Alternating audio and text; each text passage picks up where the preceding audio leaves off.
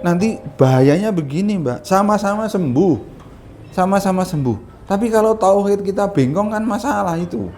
Karena banyak setelah itu juga kasus yang maaf, mungkin nanti pemirsa kalau juga menjumpai orang yang dalam hidupnya itu beriwayat dengan jimat-jimat, hati-hati. Kalau teman-teman saya para dokter ya melihat saya seperti ini, tolong buka hatilah. Jangan mengatakan, "Wah, bapak itu ngomong kosong, ibu itu ngaco." Loh, jangan. Mereka itu menderita. Kalau kita nggak mampu, cari tempat yang bisa. Jangan mengatakan yang aneh-aneh. Orang yang menderita itu benar-benar sengsara loh. Di titik tertentu, orang-orang yang ditangani oleh para ustadz, para kiai, para guru itu membutuhkan penanganan medis. Ayo kita kolaborasi.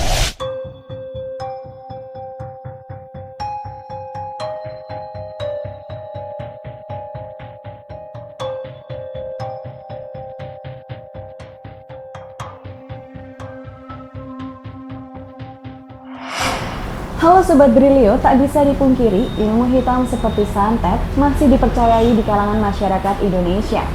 Pada beberapa waktu lalu, seorang dokter di Yogyakarta bahkan menemukan ratusan paku dari tubuh pasien. Seperti apa kisahnya? Simak ulasan selengkapnya.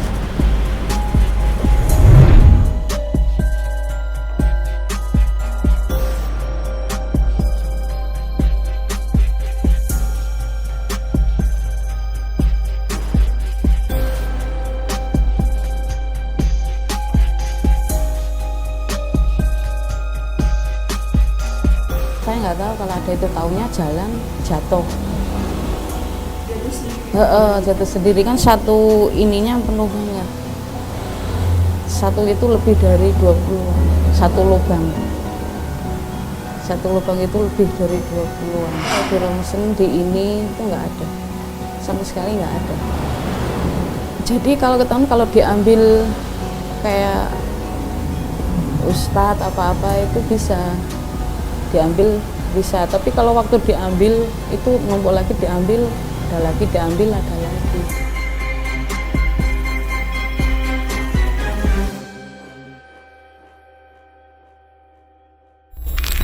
Ya, terima kasih. Ini mudah-mudahan bisa terungkap secara brilian oleh Brilio ya. Jadi begini, sebagai dokter ya, saya kan ya hari-hari menangani pasien itu ya biasa aja dalam arti apa, dia datang dengan problemnya ya sudah ditangani. Nah waktu itu dia datangnya dengan, "Dok, ini ada benda asing ya." "Oh, apa itu?" "Ada yang sedikit kelihatan." "Loh, paku." Gitu aja sih, nggak ada yang spesial gitu.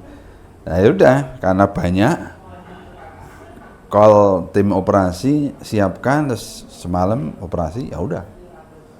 Nah, masalah akan terjadi ketika pagi harinya pasien kejang-kejang dari tempat yang semalam dioperasi, perbannya dibuka, loh pakunya kok nongol lagi. Toing mulai. Melihat ada yang janggal, Dokter Sagiran pun tetap menangani pasien secara profesional dan berkala. Sayangnya, tindakan tersebut tidak berhasil hingga akhirnya Dokter Sagiran memilih menggunakan metode alternatif yaitu ruqyah. Saya kan nggak ada backgroundnya gitu-gitu ya, santet opo. Ya maksud saya lagi-lagi awalnya saya dokter, saya harus profesional. Saya tidak boleh nyebrang di luar garis profesi saya. Ya ketika dilapori, "Dok, pakunya ada lagi." Ya sudah, nanti operasi lagi. Mau apa? Wong garis profesi saya kan di situ. Jadi operasi lagi malam harinya. Terus begitu lagi terjadi pagi harinya. Allahu Akbar. Mulai saya, sebentar. Ini sebenarnya dari mana paku? Nah, saya sebagai seorang muslim mulailah saya buka-buka rujukan. Karena jelas saya mau buka almari kedokteran nggak mungkin menemukan ini apa. Nah, setelah operasi di malam ketiga itu saya mengeluarkan 4 paku. Itu langsung kita dampingi, ini pasien harus didampingi dengan ya satu-satunya rujukan kan kitab suci Quran. Karena di sana tertera bahwa salah satu musuh orang beriman adalah iblis dan bala tentaranya, yang itu mengirimkan malapetaka lah pokoknya dalam berbagai bentuknya atas suruhan atau atas ya campur tangan oknum-oknum yang memang sengaja berbuat jahat. Ya mungkin di kalangan awam ada yang menyebut teluh, santet, kemudian apalagi ya kiriman dan seterusnya. Ya sudah, kita tangani dengan ruqyah syariah, bahasanya begitu. Karena memang itu satu-satunya referensi yang memberi petunjuk untuk penyelesaian dari masalah ini gitu. Yang jelas saya nggak akan mau lagi operasi-operasi kan gitu. Karena apa? Ya karena garis profesi saya udah selesai di situ. Udah 3 kali operasi, mau apa? Kalau kemudian ada lagi, pasti ini ya ulah yang sedang bahasa kita ongoing gitu. Nah, kalau ada ulah yang ongoing, ya ayo sama-sama gitu. Situ mau menggunakan jasa-jasa orang jahat, bala tentara iblis dan seterusnya, kita punya Allah. Udah. Kami tanamkan keyakinan ini kepada pasien, keluarga pasien, dan juga para tenaga medis yang melayani, perawat-perawat dan seterusnya, para ustadz bina rohani. Yuk kita yakinkan, semuanya harus di satu titik keyakinan ini. Betul. Sesi-sesi ruqyah dilakukan, dan berapa kali aja orang itu mutah, paku, kelunding gitu. Ya. Jadi mau dibantah bagaimana fakta ini gitu. Jadi profesi saya sudah saya jalankan maksimal, tetapi belum tuntas. Rupanya ada referensi lain yang masih bisa kita lakukan dan it works. Sudah, lanjut saja itu. Itu nggak 1-2 kali. Wong dia nginep di sini itu 18 hari. Setelah menginap 18 hari di rumah sakit, akhirnya pasien bisa menjalani aktivitas seperti biasa di rumahnya. Namun, rupanya gangguan belum berakhir. Wong ini pasien, ini juga sesi di rumah sakit itu selesai dalam arti orangnya udah normal, sikap-sikapnya normal, bisa ibadah, udah pulang itu.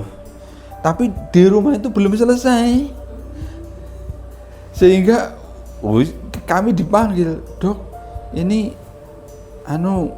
mau mengeluh lagi, mengerang-erang kesakitan, ngamuk-ngamuk lagi. Masya Allah, saya pun datang ke rumahnya. Saya lihat di betisnya itu kayak bekas dicakar apalah itu, macan apa. Jadi terus dia dalam keadaan kayak linglung gitu. Ya udah, kami lakukan lagi ruqyah di rumahnya itu. Saya ingat waktu itu pas sesi ruqyah gitu, kan rumahnya atap genteng tanah itu ya, krotok, ada bunyi suara, terus kelunding paku itu ada jatuh itu. Terus kami sendiri ini ada horden kayak gini, blek itu kayak sesuatu terlempar jatuh, kelunding paku juga. Terus di sesi itu lagi si pasien ini tiba-tiba lari keluar, lari. Nah, lari kemudian dia pakai tangan kiri gitu, ngorok tanah gitu. Terus katanya, oh itu ada jatuh, kan rumahnya di daerah pegunungan Delingo sana. Jatuh kayak binatang seperti kera gitu. Menurut dia. Terus yang dikeruk ini ketemu paku coba. Aduh Mbak, ya Allah ini kasus. Terus kembali kan ditarik lagi, ayo diruqyah lagi karena belum ini. Dia tiba-tiba minta pulpen, terus kertas, terus dia gambar, pakai tangan kiri gambar ada pohon apa, ada apa, digambar. Tempat-tempat itu yang ditunjukkan pakai gambar tangan kiri itu digali semua, ada pakunya semua. Terus dia bilang, ini anak saya dicekik kalau saya nggak ngelakuin tugas yang disuruh ke saya, katanya. Apa artinya itu? Dapat ancaman toh. Kok ini anak saya dicekik? Berarti sebuah oknum mempekerjakan seseorang atau sebuah makhluk juga. Yang makhluk ini punya anak, pokoknya kamu harus, nah, kan gitu. Nah, akhirnya dia ngomong gitu. Wow. Ini, aduh, saya itu lupa. Waktu itu tapi terdokumentasi kok. Dia nyaut ponsel kita waktu di ruqyah itu, wasianya. Terus dia motret ini, cekrek. Hasil potretannya itu ada bentukan seperti makhluk mengerikan tuh, berbulu kayak jangkrong. Iya, tertangkap kamera oleh dia kita nggak ngerti.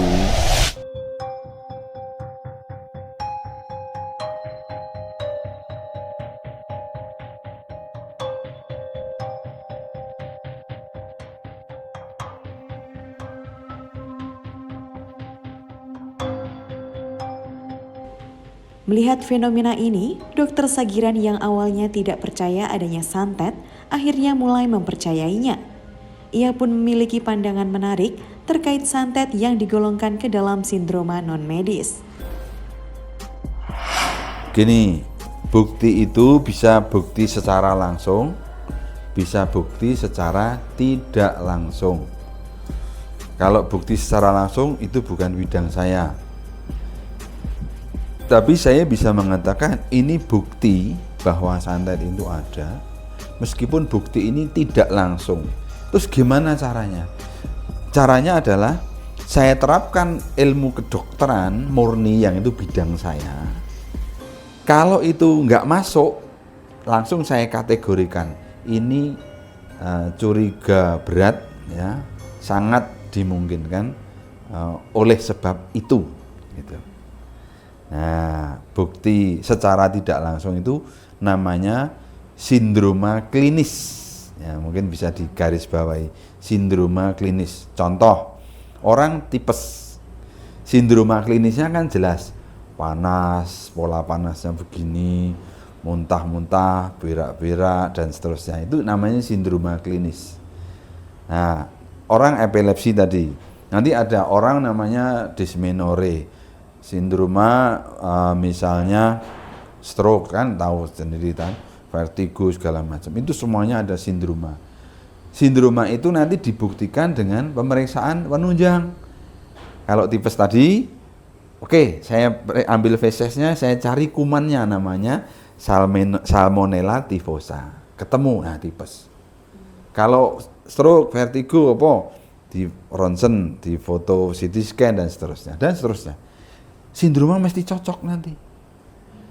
Nah, ternyata banyak kasus datang ke rumah sakit sudah bawa segepok pemeriksaan, sindromanya nggak ketemu.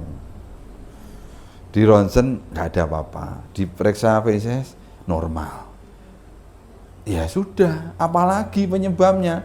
Sudah kita golongkan ini kepada yang istilah saya sindroma non medis, gitu. Ya, tapi mosok nggak kita tangani, itu paku tadi itu, ya tetap aja saya operasi, saya buang, karena paku itu membuat infeksi, kan gitu. Jadi profesinya masuk, jadi medisnya masuk, Tapi nggak akan tuntas kalau tidak dikombin. Gitu pikiran saya. Terus sekarang kan berarti lebih dikenal sebagai dokter ruqyah, bagaimana tanggapannya? No, janganlah. Saya dokter ya dokter gitu. Ya, saya dokter ya dokter. Ruqyah adalah modalitas terapi. Ya, saya kan bisa saja menganjurkan minum jus apa, jus sayur, jus buah, macam-macam. Itu kan modalitas terapi. Ya, karena saya sedikit belajar tentang ya pengobatan menggunakan ramuan-ramuan, buah-buahan, sayur, atau mungkin sekarang banyak istilah herbal ya. Ya ruqyah ya seperti itu. Kan ada terapi musik, pernah dengar? Ya. Terapi sinar, pernah dengar? Nah, sinar, terapi musik, ya sama. Nah, di dunia ruqyah juga begitu. Ruqyah itu ada yang istilahnya ruqyah mandiri, ruqyah penjagaan, ruqyah ya pemeliharaan kesehatan. Itu tuntunan untuk semua orang kok.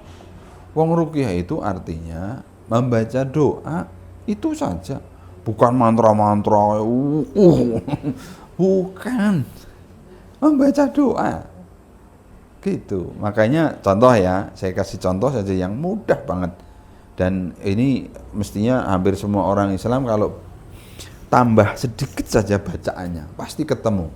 Namanya zikir pagi dan sore, kan gitu. Itu ada 20-an sekian zikir. Nah, salah duanya bunyinya begini. Bismillahilladzi la yadurru ma'asmihi syai'un fil ardi wala fis sama' wa huwas samiul alim. Dengan menyebut namamu ya Allah, enggak bakalan dah membawa madorot kepada diri saya, makhlukmu yang di langit maupun di bumi. Engkau maha kuasa, engkau maha melihat, engkau maha mendengar. Coba, kalau ini dibaca, dipahami, diyakini, kan kita nggak perlu takut-takut. Masalahnya, ya orang nggak pernah sih. Apalagi yang a'udzu bikalimatillahi tammati min syarri ma khalaq. Aku berlindung kepada Allah yang maha kuasa atas seluruh kejahatan makhluk.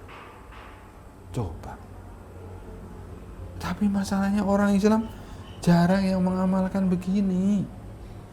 Ibaratnya kita naik motor tiap hari, mbok ya pakai jaket yang tebel. Orang nggak pernah pakai jaket, yuk tinggal tunggu aja berapa tahun, batuk pasti. Kemampuan Dr. Sagiran dalam ruqyah tidak dilakukan secara sembarangan. Ternyata ia sudah mendalami ilmu agama Islam sejak SD dan dulunya ia kerap mengaji kitab-kitab bersama sejumlah ustadz. Ya kalau cuman sekedar menyampaikan background ya alhamdulillah saya dari kecil ya alhamdulillah suka ngaji di lingkungan rumah. SD saya Muhammadiyah, kemudian ya lanjut sekolah sampai di Gajah Mada itu saya di seksi kerohanian Islam yang banyak sekali ngaji kitab-kitab dengan ustadz-ustadz itu, bahkan di pondok dan seterusnya. Jadi ya pahamlah sebagai seorang muslim yang standar gitu ya, bahwa nomor satu itu adalah ilmu itu namanya tauhid. Nomor dua baru namanya ibadah, ubudiyah ya, penyembahan. Nomor tiga baru namanya muamalah. Kita paham banget ini. Sehingga ya saya bekerja itu kan namanya juga muamalah. Tapi ketika saya konekkan ke atas, ini namanya ibadah. Ya. Nah, lebih lagi ketika saya menjumpai masalah yang aduh ini enggak ada jalan keluarnya, saya harus betul-betul memurnikan tauhid itu, jangan sampai kecampuran yang enggak. Nah, makanya nanti di buku kan saya tulis, ketika masalah ini sampai pada kita, nomor satu ya memurnikan tauhid itu. Jangan sampai nanti bahayanya begini Mbak, sama-sama sembuh, tapi kalau tauhid kita bengkong kan masalah itu. Jadi kita meyakini yang bikin sembuh misalnya nanti karena disembelihkan ayam apa yang ayamnya apa masalah, atau dibakarkan kemenyan dan bunga-bunga masalah. Itu maksud saya. Makanya dari latar belakang itu kemudian saya ketemu kasus ini. Oh, ini rupanya bagaimana mensintesis peristiwa-peristiwa ya toh, menjadi tetap dalam satu rangkaian yang indah, yakni kita sebagai seorang muslim yang akan menyempurnakan kehidupan gitu. Karena semua orang kan cita-citanya satu, apa? Nah, untuk bisa itu hanya boleh lewat satu jalur akhir kehidupan yang husnul khotimah. Karena banyak setelah itu juga kasus yang maaf mungkin nanti pemirsa kalau juga menjumpai orang yang dalam hidupnya itu beriwayat dengan jimat-jimat. Hati-hati. Tahu masanya jimat-jimat? Iya, kayak pegangan. Iya. Benda-benda gitu kan. Benda-benda masih mending, benda-benda yang bisa dilihat dan kemudian dibuang dari kehidupan kita. Ada yang ditancap ke tubuh, susuk misalnya. Saya pernah ngoperasi ketemunya tulang. Iya tuh, nggak tahu, mungkin tulang sapi, entah tulang apa, waktu itu kecil ditancapkan, dus gitu. Udah berapa puluh tahun sejak dia muda. Ya, orangnya sakit-sakitan. Ya, kita operasi. Keluar tulang. Ada dokumennya. Atau orang yang ya tadi punya apa ya, harus dibuang, dan banyak kisah yang kemudian alhamdulillah Ustadz setelah diruqyah dan diputuskan hubungan dengan ya oknum-oknum itu dan barang-barangnya juga dibersihkan semua, bapak terus enak, terus setelah itu ringan sekali mengakhiri kehidupannya. Makanya udahlah kita ikut Nabi aja, kita enggak boleh bersinggungan dengan dunia itu, ya. Apalagi sampai minta tolong ya untuk urusan-urusan kita. No, nggak ada tolong menolong dengan makhluk itu, ya. Tapi kan baik di mana? Wong Nabi sudah mengingatkan dan melarang. Ibaratnya medis kalau mengatakan narkotik itu berbahaya, titik. Tapi kan baik. Baik gimana mau berbahaya kok? Ya kan kata mereka kan bisa bikin tenang. Tunggu aja ya tak? Tunggu aja. Ilmu itu milik, batas ilmu itu ada yang tahu? Kalau saya nggak tahu, karena ilmu itu milik Allah. Nah, saya sangat khawatir ada pihak-pihak yang menonton atau ya sedikit melongok dunia beginian, kemudian secara apatis dan tanpa kepedulian mengatakan nggak masuk akal. Nah, tolong perilaku begitu dihindari. Kenapa? Karena akal kita itu sangat cetek. Padahal tadi janjinya ilmu itu milik Allah dan nggak terbatas. Ya mungkin kita nggak bisa masuk akal karena akal kita cetek itu. Tapi kalau fakta ini terjadi, masa kita nggak mau cari solusi? Tolonglah, kasihan orang yang menderita itu. Kalau teman-teman saya para dokter ya melihat saya seperti ini, tolong buka hatilah. Jangan mengatakan, oh bapak itu omong kosong, ibu itu ngaco. Loh jangan, mereka itu menderita. Kalau kita nggak mampu, cari tempat yang bisa. Jangan mengatakan yang aneh-aneh. Orang yang menderita itu benar-benar sengsara loh. Itu malah kita nggak percaya, kayak apa sakitnya gitu loh. Nah sebaliknya kepada para guru, para ustadz, para kiai, ya al-fakir, saya Dr. Sagiran tetap akan terus belajar ya. Tapi saya pun mencatat bahwa di titik tertentu orang-orang yang ditangani oleh para ustadz, para kiai para guru itu membutuhkan penanganan medis. Ayo kita kolaborasi. Ini semangatnya di sini. Kenapa? Itu paku si Mbak itu udah bertahun-tahun, udah berkarat.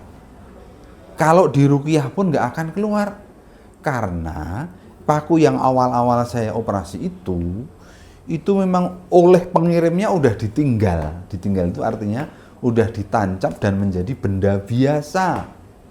Oke? Jadi pengeluarannya pun, cara mengeluarkannya harus dengan cara biasa, artinya ya dioperasi dan seterusnya. Sementara yang kemudian pada keluar lewat muntah itu karena masih ongoing proses. Nah, sehingga itu betul itu harus dilakukan ruqyah supaya ketika mau masuk mental gitu.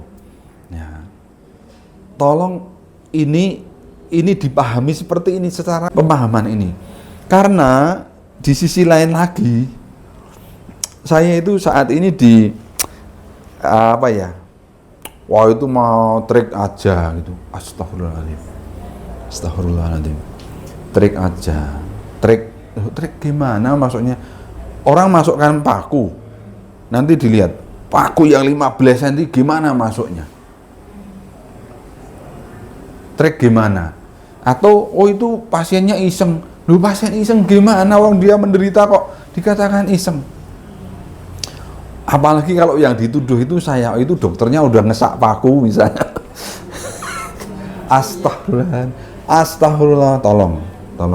Ayo kita sama-sama makhluk Allah, kita sama-sama hamba Allah, ya.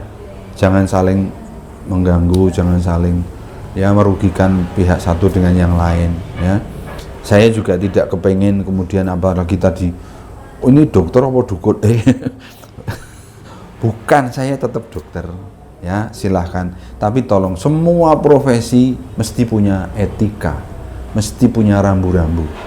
Itu profesi yang benar, kecuali profesi yang tidak benar. Nah, maka ayo berprofesilah profesi yang benar dan patuhi etika rambu-rambu profesi. Terima kasih.